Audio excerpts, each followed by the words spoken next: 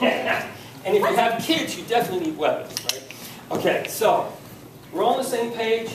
Understand, how to use a weapon should be simple. And you guys could put it into practice.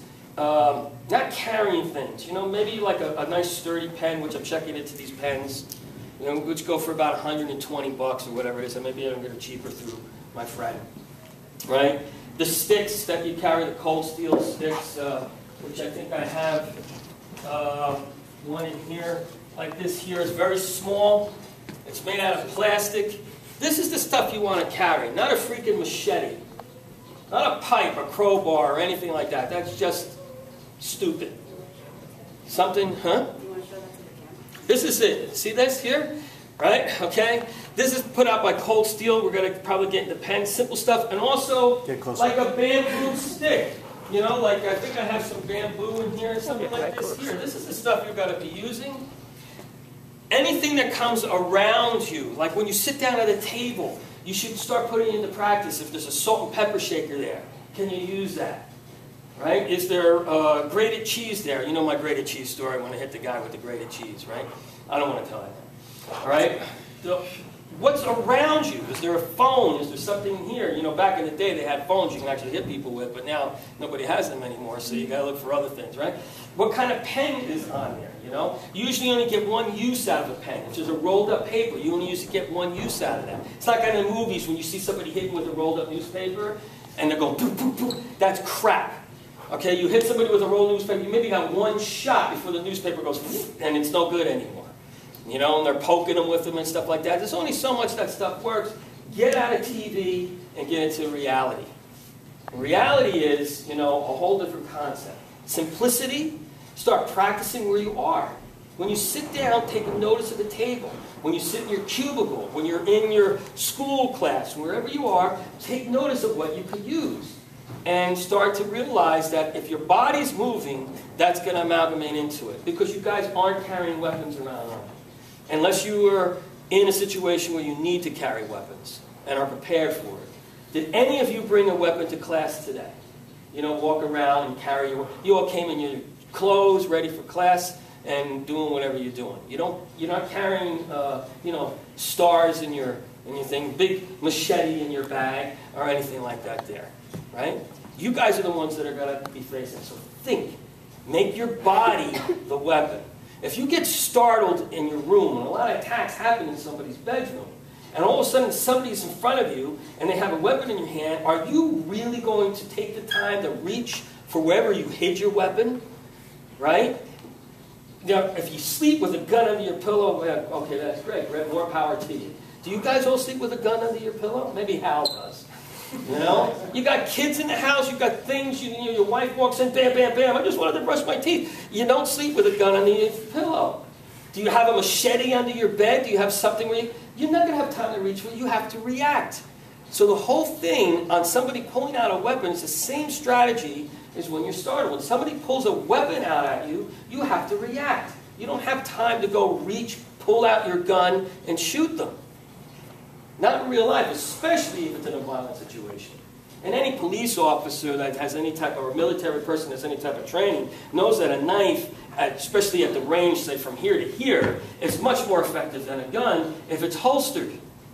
And depending on the person's experience, it could be from here to here before he gets that gun out. All right? So think, guys. Simplicity in weapons. Stop carrying stuff on you. That's stupid. Don't put machetes under your bed because you ain't going to get it. Make your body the weapon and disarm the person. And how you think when it is pulled. You have to think of this. There's so much out there where you see these guys doing all this performance stuff and it looks great, but in real life, that's not what's going to go down. It's your whole thought process that's going to bail you out. And then how well your body communicates with itself. All right? All right. First thought process, right? If somebody pulls a weapon out on you, right? And all of a sudden they got a weapon. It's pulled out on you. What's your first thought? Where should your mindset be? Swimmer? Combat. What does that mean? That means that don't take it personally. It means you're probably going to get cut and don't get stabbed. Well, the idea is not to get stabbed. But in combat, that does happen. The idea is what you do if you do get stabbed and how you pull out of that. Yes, you don't want to get stabbed. You don't want to be sliced. You want to go for little cuts, stuff like that there. But in combat, it means don't take it personal. That's where your mind goes. As soon as somebody, boom, pulls a knife out at you, the first thing you're thinking of is a combat state of mind. And the rules change. From your everyday life, from what you do every day, the rules change. Now, this is combat. You don't take it personal. You have to be in combat. You can't be intimidated by the weapon or the person because now you're in combat. It doesn't matter if you win or lose. It's just combat. So in combat, if you do get cut, if you do get stabbed, hopefully you know what to do if you get stabbed. Don't let the weapon fly out if you try to hold on to the weapon, right? If you do get sliced, that's where you get sliced, and that's all going to happen. The idea is not to stop fighting, not to stop doing combat, to be relentless. Be relentless if you do get cut or stabbed. Be relentless if you're the one that is attacking. So being relentless is a very strong, powerful rule when somebody holds a weapon to you. All right, so combat state of mind. Was everybody on the same page with that? Everybody thinking the same thing? That's important. That's really important because you have to switch your perceptions from your everyday life to a combat state of mind, which Paul and I, when Paul came back from his adventures in the military, we talked about the different states of mind, right? Okay, now, if somebody is holding a weapon, right? They're holding a weapon at you, okay? Yeah, she's holding a weapon.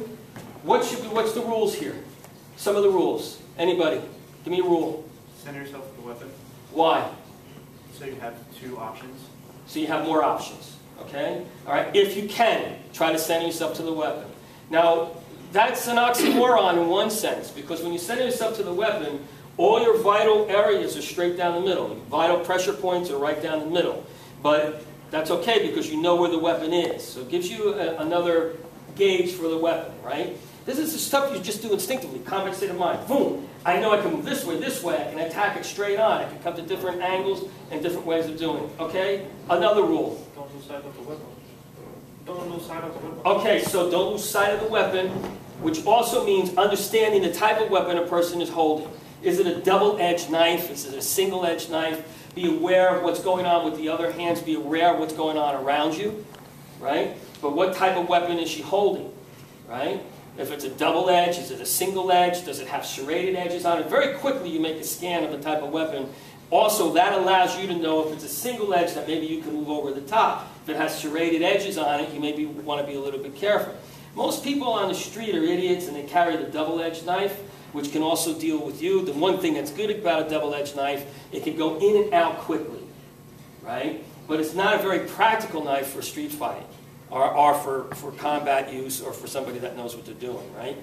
So if you see a really cool knife, the guy may know how to use it, or not know how to use it. Most street fighters don't attack with really cool knives, because they want to leave them and go, you know? You a really cool knife you don't want to leave. You know? And plus, you know, don't put your name and address on the knife, and, you know, if lost and found or anything like that, right? Okay, so, sending yourself to the weapon, okay? Not losing track of the weapon. Another rule. Come on, guys. This is it. Now, combat state of mind. Now you've got to think. What's the other rule? Stay behind the barrier that you make for yourself? Yes. Okay, that's an important rule. Okay, so what does that mean? What does that barrier mean? So you're creating a wall. What does that mean? Your elbows behind, your knees behind. Right. Don't extend your... You'll see a lot of knife fighting on... If you go out and watch on YouTube, watch the knife fights. You see a lot of guys coming in this way, they're coming in this way, they're making all these round moves. It's all, you know, they're doing all this cool stuff. That ain't going to happen in real life. I'm not saying that that's bad stuff. That's good stuff to learn, and we will learn that. All right? But it's not stuff that you're going to use. It just helps you amalgamate your movement better. So a common rule is keeping everything here. And there's different types of attacks. There's an attack where she's just coming in and she's charging you. There's an attack where they're standing in a position and they're threatening you. So we'll take that position first, and we all know the most dangerous part is if she comes out, she throws the knife, she comes in, she stabs, I stop it, she pulls back, and she comes again. That's that pull back, that's the dangerous part. Right? When the weapon is pulled back, they come at you again. And this is practical stuff. When you see videos and stuff, the person's holding the weapon there, they're performing. We don't do that here. When I'm going to come out with her, I'm going to come out in this way. One, and I'm going to boom, I'm going to boom, I'm going to come again. That's real life. A guy come at me once with a knife, and he had the knife, and he's coming out. That's what you got to deal with, not these James Dean stuff. You know, a guy's sitting there, he pulls the knife out and holds you. You know, if he's an idiot and he's saying, give me your money, I don't know many people that say, give me your money holding a knife. If they do, they're coming from behind, give me your money, all right? Or they've already stabbed you and take your money. That's what happens in real life, right? When a person's pissed off, when a person feels the third and she's standing there, I don't go, okay, right? I'm coming, this is how I'm coming. I'm pissed off. I'm coming. You've got to stop that. That's what you guys have to stop. So that pullback motion is cool. If they're holding the weapon, you have like a couple of seconds to react to that. So you want to get them before they start doing this. If this comes into this, this is where we talk about tracing. You know, how to move your stances, which we're going to get into, which we talked a little bit about. You know, viewing. Where your view comes in, how you view the person, and how you center yourself to it, and how you got to react. And ruthlessness, to become just as ruthless as the person that's coming at you. So all these variables come in. All right, so if she's standing here with the weapon, I create a wall. So my kicking comes from here. I don't take my leg and come out this way here, so my limbs or any side is here. I don't take my arm and come in here. Or do these nice circle motions where I'm coming in here where you see in the movies all the time or you see people demonstrating. It doesn't work. It does work if the person holding the knife is an idiot. Hopefully they are. And then you can look really cool wherever you are. But let's just say you're not dealing with an idiot. You're dealing with two types of people. A guy who has some experience with a knife and a guy that knows how to use the weapon, or a completely insane individual. Some of you guys have kids. Remember when your kids were like 8 years old and they're pissed off? Put a knife in their hand and have them come at you. Chucky. Yeah, Chucky, right? They're just, they're coming at you with rage. An 8-year-old kid can be pretty dangerous with a weapon in their hand. You know? Okay? So a person that's in rage is going to come at you with rage, and you have to deal with it. All right, so centering yourself to the weapon, creating motions this way. Tracing would be if, say she's here and she makes a move, right? She comes in and I chop it and I stop it. Now she pulls back. I come back and I trace it. So now she's going to come again. She's charging. I trace the weapon, and this is where I'm going to react. That's called tracing. So it has to be, but you didn't see, I didn't go like this. She pulls it back, right? So first she has it, I block it, and then she pulls, I go, woo! Michael Jackson moves, okay?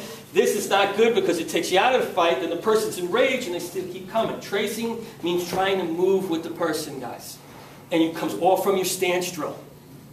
You know, that whole circular movement that's in your stance drill, how you're moving, how one foot is solid, one foot is empty. This motion here is tracing.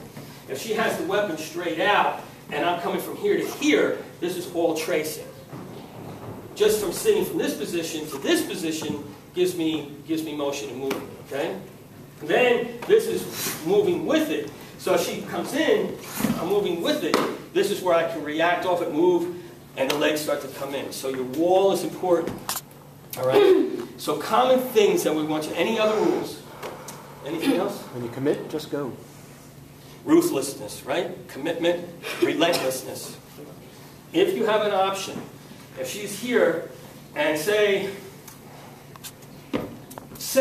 she still has the knife. So I come this way here. It's not, you don't block this way here. You see a lot of stuff being on knife defense when they're doing this and they're doing this. When you get to this point here, you have to understand where that blade is. So at this point here, I may switch hands, I may grab. I start some type of grabbing motion, not to hold it, but just to know where the weapon is. So if I come in, she comes in with a step, and I move this way, my next motion is here. I may switch hands and come here, but you see how I hold the weapon. And then I'm going to come for the break. Or I'm coming here, I hold on to the weapon, right, and just move off where I'm hitting, then come to the break. Right? And even here, if this is a double edge, I may suffer a little cut here. Okay, but who cares? Right? If I'm like this here, she comes in here and I block it, she pulls out, that's a slice. See the difference in a slice Okay? Cuts are where you're holding onto the weapon, little cuts, but a slice that could cause, you know, some real problems for you. All right? And of course, a stab means big problems too. Okay? If you are stabbed, just so that you know, try to hold on to the weapon. Don't let them pull out. It's the pull out that's dangerous. You know, and most of the time, I've seen people get stabbed, they're in shock, they don't even know they're stabbed. Okay? But if you know you're stabbed, hold on to the weapon and take them out. The real problem isn't the weapon, it's what's holding the weapon. You stop that, you stop the weapon. Remember that. Okay? Don't focus on the weapon, be aware of the weapon. Don't focus on it. Like, she pulls out a knife, don't go, oh my God. All right? Just be aware of it. When you move, move at this point, hold, boom, come with the hits. Make your movements, keep aware of that, because you still got to keep trying to use that. Get her to think about something else, bam, and we think, snap, then move and do what you have to do. Are we all on the same page? So here's what we're going to practice first. First, I want you to practice not extending your limbs. I want you to stay with the freaking routine we're doing. Don't get carried away at me. So she's got to hold the weapon here. I want you to stand and find your range. So you could stand this way on the range, you could stand this way on your range. So Paul was just working with you guys with your chops. Chops are really cool and effective. Chops work through motion, not power. So you have to think of your hands when you're chopping and the different positions you chop in as swords or as a blade. Right? Now the only thing with a chop is also after you chop you want to be able to grab. So you could try that as well. So you keep an eye on the weapon. But first I want you to stand and you see here, oh, okay, I can't really chop here. I can't really, I'm reaching. So I may want to take one foot and just step out this much from here to here and chop. I'm chopping here. See different ways that I'm chopping, right? Different motions I'm doing. So I hit here, hold, right? I'm hitting here. Not this stuff, all this stuff, which looks really cool in real life. You know, whoa, boom. And when people show that it's nice, you just want to stop it. Then, you know, you may want to get cool and say, oh, I really got this person, and maybe, like, look really cool, especially with all the video cameras on every corner, you know, nowadays, right? So, also with your legs, take your legs and sit here. If I'm going to kick from here, I'm going to want to sit back and kick. Now I'm not going to go this way where my knee comes into the weapon. I'm going to kick from here. So this one came this way. I'm coming up to the side. I'm going to kick here, underneath the weapon. I'm going to kick here to the side of the weapon. Okay? Then when you guys have that, the next step, you're going to hold that there. Just so you put it into practice. She holds her weapon out, right? And then I'm going to come here, hit, grab. I'm going to come in here. She comes in, hit, grab. She comes in again. Say the hit, move. So I know where the weapon is, boom, and move off of that. You guys got it? That's all I want you to do. What you've got to try and do. So now Jen's going to practice. I come here, right? She's got to do all these different practices. She may be stuck. So here's what happens in real life. You should do your move. I trip. Oh! See? I just tripped and she got it in the belly. Because I'm an idiot with a knife. Okay? So you have to always be aware. Also, you're tracing and you're moving back. We've got to get into that pull back. Most people in street fights, I've been in a lot of street fights, get hurt by accident. Because the guy just steps in the wrong area. It's really funny. It's like watching a comedy. Right? But most of the people get hurt. It's not like you see on TV where everybody knows what they're doing. Okay? It's chaos. Right? So she's got to practice from here. She'll say, so I come this way here, and she's got to practice different things, right? She's got to find a range, right? Come with her chops, right? Right? And first, you know, see where that's going to happen, right? And you'll see how difficult that is if a person knows how to use a knife. And then I'm coming at her. She's gone already. Her face just went to, just sliced across. And now she blocked this, but this still came around. All of it is, push. All right, someone knows how to use a knife, you're dead. So where you're tracing and stuff and how you're doing it is dangerous. I don't teach you guys that stuff yet. Because, you know, you go to jail for the rest of your life for disemboweling people. All right? You don't carry simple weapons, guys. If you carry a knife, the chances are you may be tempted to use it. Stabbing somebody is not so easy. and it puts you in jail for a long time. Carry sticks. Carry the screaming, and only use those weapons if you feel like you're being attacked. You guys aren't going out. What do you think you got? You're all dreamers. You're like these secret death ninjas in your bed. But in real life, it doesn't work that way. Stop it, guys. Stop that. Carry weapons that are going to use. And if you ever do get a home, when you get weapons like guns and stuff, use them for home defense. Home defense. Somebody hears a click outside the door. They're probably not going to rob your home. All right? So that's a good deterrent. Okay, so stuff like that there. But when you're on the street, you're not carrying guns. And you can see how dangerous knives are. Right? They're dangerous. So I want you to try also different. So start out low. Then I want you to try here. Then I want you to try here. Try some different things and different tactics. Then after you do that, you have to build. Understand this. You have to build. And this does not mean that you have to be doing Kung Fu for 30 years. This is just common sense. You guys know your chops and whatnot. So, building on things, say she comes with a slashing motion. Here, right? So say I want to stop it here, then so my motion of my chop is going to be here. Then I want to hold. Because when you first hit, a person's reaction is to go out and come back again. That's where you're going to go. Or if I hit this and she goes back, I follow it. You see? I'm following it. At this point here, I'm in trouble. Boom! I'm going to hit. Then I can hold on to that, and then I can come through with another hit. Because I'm going to give her something to think of. Oh, I'm in trouble. She's down here. Boom! And here's a, ooh, that hurt. Bam! And here again, give her something to think about. When you do attack, be relentless. And don't care about getting cut. It's how you cut. When I was cutting her places that were going to make her not want to do anything. Because the first cut was across her eye. She can't see anything. The blood's running into her face. Right? The next cut was the killer cut. All right? So people don't know how to use a weapon. Fine. Most people are coming at you with stabs. Okay? You're not going to be attacked by somebody like me on the street. Unless you're a billionaire and you have a lot of money on you. Why am I looking at you? Right? Okay? You're not going to be attacked by that type of person. The idea is to get to that. So the first level of attack is understanding the weapon, understanding weapons. And what type of weapons you should be carrying with you. Get out of this ninja, stupid brainwash mode from watching TV too much and get into practical self-defense. Be aware of what you're sitting down. Whatever room you walk into, what could you use as a weapon? I'll use Jen as a weapon. What? Because she's the only thing here. Jen, go get her. Get her. Right? Okay? Or I'm going to look for the big person to throw into somebody else. Right? I'm going to be looking for the little things, salt shakers, this, that, and the other. When I sit down at the table, when I walk into a room, it's just good practice. What's laying around? What can I use? You know, what kind of watch do you wear? Can you use that watch to hit somebody who's too expensive to do that with? You know? Right? I have a tag watch. There's definitely not hitting with a tag watch. But I have a G-Shock watch that I wear a lot. That I'll throw at you. Because it will still keep going. Not like a Timex, you know, it takes a look and keeps on ticking.